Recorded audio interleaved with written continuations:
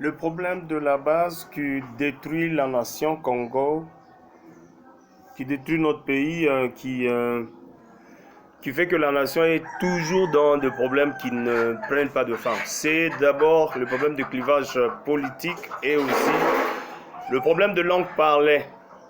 Alors, à travers le problème de langue parlée, comme on le dit, toujours il y a quatre grands groupes de langues, le Swahili, les Bangala, les Bakongo et les Baluba.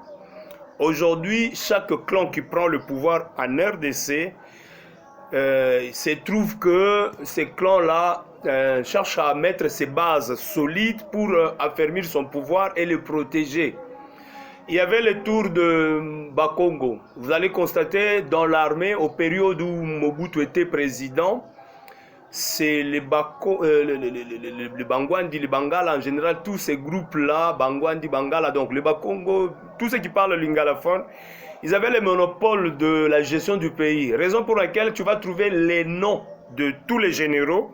Tu vas constater que tous ces généraux étaient au clivage lingalaphone, entre autres, les gens qui parlent lingala, entre autres, les Bakongo y compris, les gens de Bandundu aussi, tout ça, les Bangwandi. Alors, c'était une domination de ngalaphone en général. Alors, cette chose n'est pas, ne se résout pas. Ça ne se résout pas. On est arrivé avec Mouzé qui a pris le pouvoir. Mouzé a pris le pouvoir en 97. On a trouvé que beaucoup des autorités politico, d'abord militaires, étaient devenus de Swahili. Et les Swahili ont pris la place. Beaucoup de monde swahiliphone, tels que les généraux. On a trouvé beaucoup de généraux qui sont dans l'armée, qui sont entrés dans l'armée. Et le but était aussi de régner pour protéger la base swahiliphone, parce que c'est les Swahili qui ont pris le pouvoir. Joseph est venu, il a essayé de mélanger légèrement, mais la base swahiliphone s'est approfondie davantage. Les swahiliphones, le Katangé aussi en particulier, a pris de la place. Et que beaucoup de généraux Katangé, beaucoup de postes Katangé. Alors, cette histoire est passée. Nous sommes arrivés aux périodes de Tshisekedi qui a pris le pouvoir, là, le Baluba. Et c'est le même constat. Dans l'armée, on cherche à refouler plus. On diminue les autres tribus, on les change, on amène ces hommes de confiance. Et dès qu'on amène ces hommes de confiance, on appelle le jeune de la tribu. Et les jeunes de la tribu deviennent aussi nombreux dans l'armée. Alors, quand le jeune de la tribu devient aussi nombreux dans l'armée, on se retrouve que un commandement Luba, un groupe militaire Luba. Alors, cette histoire fait trois groupes.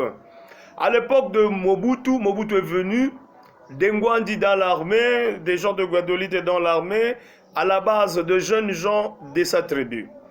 On arrive à l'époque de Mouzé, la même chose, Mouzé augmente la base katangaise avec, dans le Banamoura, plus de Katangais, Lubakat en particulier, les Katangais en général. Alors, ils ont aussi fait monter le groupement tribal. Joseph est arrivé, il devait aussi protéger son pouvoir par se rassurer du groupement tribal. Il l'a fait, il l'a protégé en faisant monter beaucoup de jeunes Banamoura et autres swahiliphones qui sont venus dans l'armée afin de s'assurer une confiance de protection.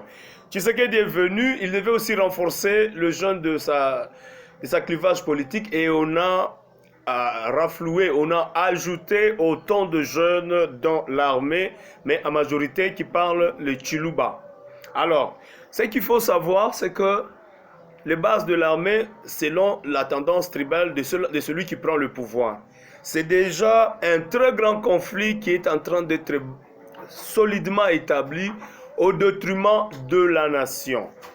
Alors, en ayant des bases militaires selon nos tribus, en ayant des bases militaires selon le grand clivage Swahili, Lingalaphone et Lubaphone, nous nous trouvons dans une impasse que c'est les groupements de haine tribale qui va se réveiller. Parce qu'il faut protéger le pouvoir en fonction de notre langue maternelle. La Cinco, et les CC en train de faire le pacte pour le paix, pour la paix plutôt. Le pacte pour la paix, la Cinco et tout ce monde-là. Alors, qu'est-ce que nous voulons dire par là? Nous voulons dire que il faut résoudre ce problème de clivage de langue. Il faut l'inclure dans le vivre ensemble. Parce que, à la base, c'est la vengeance tribale qui est en train de s'installer. Alors, dans le vivre ensemble, nous devons résoudre le problème des langues parlées au Congo. Clivage Swahili, clivage Lingalaphone Mukongo, clivage Baluba. Alors, dans ce clivage-là, les politiciens se soutiennent selon leur clivage, Swahiliphone, Lingalaphone, Mukongo ou Luba. Alors, cette nature amène le pays dans l'incertitude de la gestion. Un clan Swahili qui vient, le poste stratégique de sécurité, le Swahiliphone. Un clan Lingalaphone est là, le poste stratégique sécuritaire, Lingalaphone ou bien Bakongo, dans ce sens-là. Un clan Luba qui vient, le poste stratégique, le genre de sa tribu. Voilà comment la nation est en train de connaître des difficultés parce que c'est vraiment la crise de confiance face à la tribu et nos haines par rapport aux langues parlées est souvent tributaire de la gestion de notre pays. Maintenant, aurons-nous l'avenir avec ces bases de vengeance? Tous les postes dans le pays, quand c'est les Swahiliphones qui prennent, on avantage les Swahiliphones. Et quand c'est le Lingalaphone qui prend, on avantage les gens de Bakongo, on avantage aussi les Lingalaphones. Et quand c'est le Baluba qui prend, entre autres Kassaïens, on peut le dire, on avantage les Kassaïens et on rafle tous les postes de commandement.